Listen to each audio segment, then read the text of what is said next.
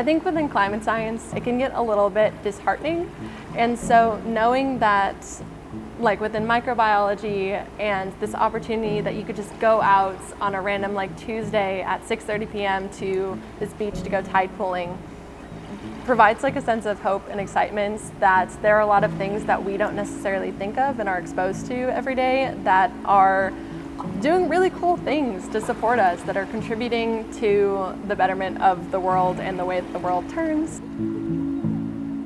My name is Alyssa Tsukada. I use she, her pronouns. I am a fourth year here at Western studying environmental science. I don't necessarily have a focus, but a lot of my research is in marine microbiology, and then I also have minors in biology and geology. I specialize in diatoms, which are a type of phytoplankton that create these silica like glass houses around themselves, and they are absolutely stunning. And they come in all of these shapes and sizes and functionalities, and they're just absolutely everywhere. I've always had an interest in biology and ecological systems and how they relate to climate change. So tide pooling is one of those things where it started as something that was just really fun to go do. I think my work here at Western is really spurred on just by my passion for the environment, and it all starts with just being excited and appreciating what you have around you. I think tide pooling is really just a really great educational tool that I hope everyone has the opportunity to engage in those types of opportunities. You're like crouching down, looking at your own thing, and then you hear like an audible gasp from like 10 feet away or more, or you go, wait. Or sometimes you get that, ew, like that comes out of nowhere, and you're like, oh no, what did they find?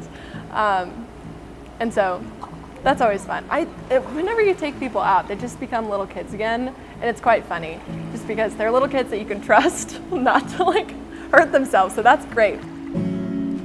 I just like can't imagine anybody not getting excited about it either. It's one of those things where our environment is so cool. It's what we live in, it takes care of us, Mother Nature, all of that. We've always had that narrative growing up, or at least a lot of us, especially if you grew up in the Pacific Northwest. I think having the people there, it's so much more of an experience, and it brings me so much joy. I love science education, and I love the people in my life, and I love getting people excited about things that exist around them, because it's one of those like simple joys that if you just can appreciate what's always there, it's never too bad of a day.